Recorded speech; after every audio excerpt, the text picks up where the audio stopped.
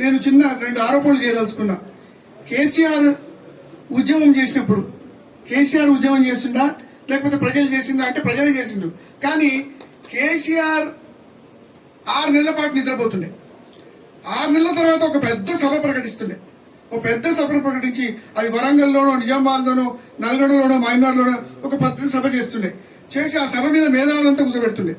కూర్చోబెట్టి తన చేతిలో మైక్ పెట్టుకొని ఎవరిని మాట్లాడించాలా, ఎవరిని మాట్లాడించకూడదు తనే నిర్ణయం తీసుకొని మాట్లాడించిన సభ సక్సెస్ అవుతున్న వేలాది మంది, లక్షల మంది పాల్గొంటుండే. తర్వాత మళ్ళీ నిద్రపోతుండే. అది ఆయన మీద ఉన్న ఆరోపణ కూడా రాష్ట్రంలో ఉంది. ఆ ఆరోపణ నిద్రపోతుండే.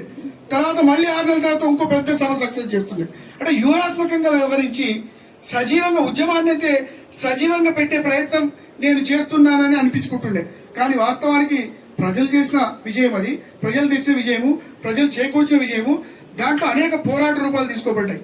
తెలంగాణ ఉద్యమంలో అనేక పోరాట, వంట వార్పు నుంచి మొదలుకొని లేకపోతే నిరాహార దీక్షలు, రిలే దీక్షలు, రకరకాల రోడ్ రోకోలు, రైలు రోకోలు, రకరకాల బంధులు, అన్ని రకాల ప్రయోగాలు ఆ ఉద్యమం చేత చేయించబడింది. అంటే ఆ ఉద్యమం అంతగా ప్రజల్లో లీనమైపోయింది, ప్రజల్లో చొచ్చుకొని పోయింది. అంటే ప్రధాన కారణం సదస్సులే. అంతకుముందు జయశంకర్ సార్ కానీ, కోదండరామ్ సార్ కానీ, అంతకుముందు మేధావులు కానీ, అది జనసభ కానీ, తెలంగాణ మహాసభ కానీ, తెలంగాణ జనసభ కానీ, వాళ్ళంతా కలిసి పోరాడితే ప్రజల్లో తెలంగాణ అనేటటువంటి ఒక భావన వచ్చింది. అంతకుముందు ఆ భావన పూర్వము కొన్ని సమస్యలు వచ్చినాయి, ఎదురైనాయి. ఇంత పెద్ద రాష్ట్రాన్ని విడగొట్టుకుందామా మనం? విడగొట్టుకుంటే తమిళనాడు మాదిరిగా మనము కేంద్ర ప్రభుత్వాన్ని శాసించగలుగుతామా? విడిపోతే 42 పార్లమెంట్ సీట్లున్న తెలంగాణ 18-19 సీట్లకే పరిమితం అవుతుంది కదా అనే ఒక భయాందోళన కూడా ఆ రోజుల్లో సృష్టింపబడింది.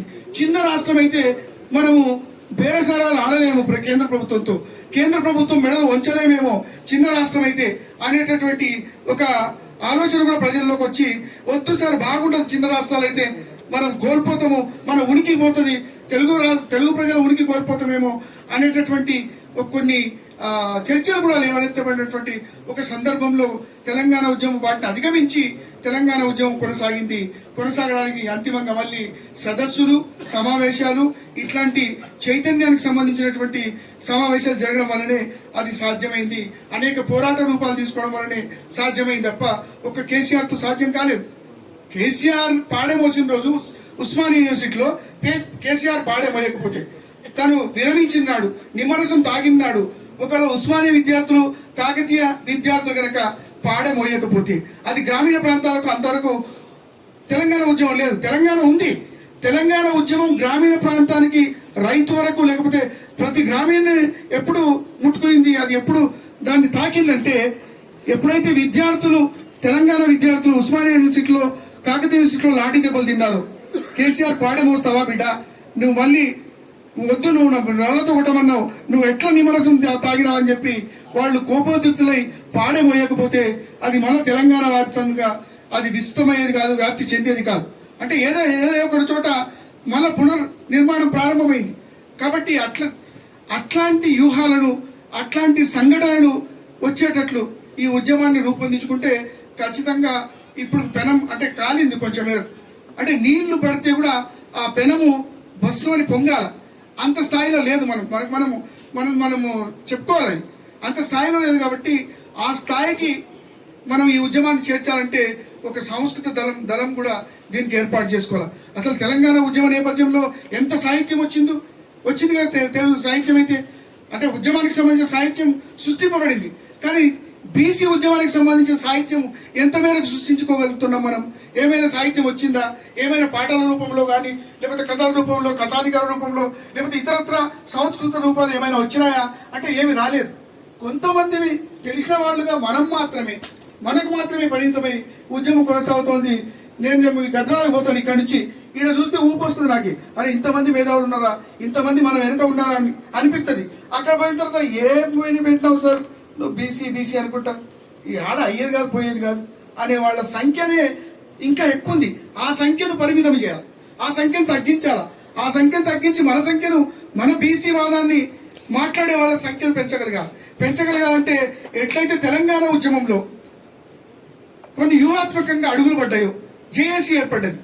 నిజంగా మొన్న జేఏసీ ఏర్పడకపోతే ఇది సాధ్యమవుతుందా? బంధు జేఏసీ ఏర్పడినది కొంత మేరకు ఆ ఉద్యమం బంద్ సాధ్యం, బంద్ చాలా సులువుగా సాధ్యమైంది.